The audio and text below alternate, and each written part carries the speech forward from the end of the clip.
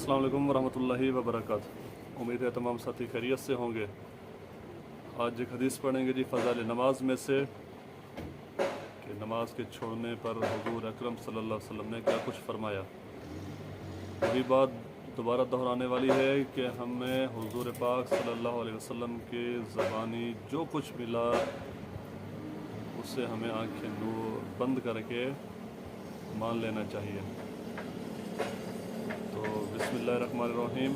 हुज़ूर अक़दस सल्लल्लाहु अलैहि वसल्लम का इरशाद है कि जिस शख्स की एक नमाज भी फौत हो गई वो ऐसा है गोया इसके घर के लोग और माल और दौलत सब छीन लिया गया हो।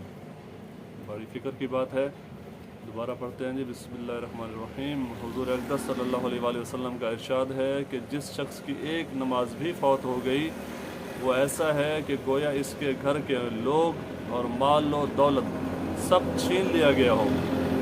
फ़ायदे में शेख लिखते हैं नमाज का ज़ाया करना अक्सर या बाल बच्चों की वजह से होता है कि इनकी खैर खबर में मशगूल रहे या माल और दौलत कमाने की लालच में ज़ाया की जाती है। हुज़ूर अक़दस सल्लल्लाहु अलैहि वसल्लम का इरशाद है कि नमाज का ज़ाया करना अंजाम के एतबार से ऐसा ही है गोया बाल बच्चे और माल और दौलत सब ही छीन लिया गया हो और अकेला खड़ा रह गया।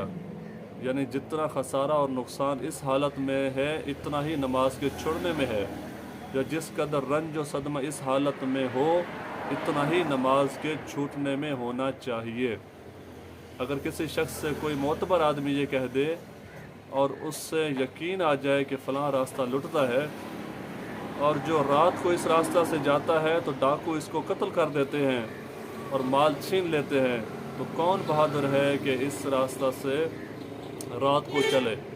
रात को तो दरकिनार दिन को भी मुश्किल से इस रास्ता को चलेगा, मगर अल्लाह के सच्चे रसूल सल्लल्लाहु अलैहि वसल्लम का पाक इरशाद एक दो नहीं कई कई हदीसों में वारिद हुआ है। और हम मुसलमान हुजूर के सच्चा होने का दावा भी झूठी ज़बानों से करते हैं, मगर इस पाक इरशाद का हम पर असर क्या है हर शख्स को मालूम है। भाइयों दोस्तों बुज़ुर्गों, दुआ है अल्लाह रब्बुल इज़्ज़त से जो कुछ पढ़ा सुना अल्लाह उस पर अमल करने की तौफ़ीक़ अता फ़रमाए और इन्हें आगे पहुँचाने की भी अल्लाह तौफ़ीक़ अता फ़रमाए।